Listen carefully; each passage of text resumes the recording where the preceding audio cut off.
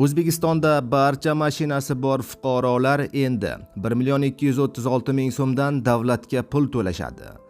Barcha mashinasi bor fuqarolar tezda xabardor bo'ling.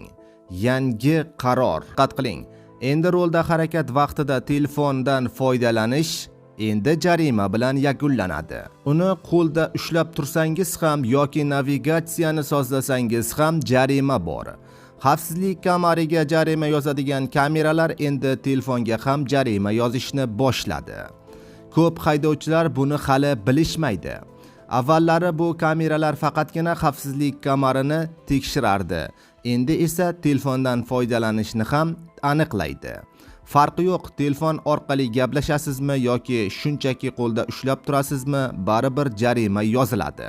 Yana bir muhim narsa, bu tizim haydovchilik guvohnomasidan mahrum bo'lgan haydovchilarni ham aniqlay oladi.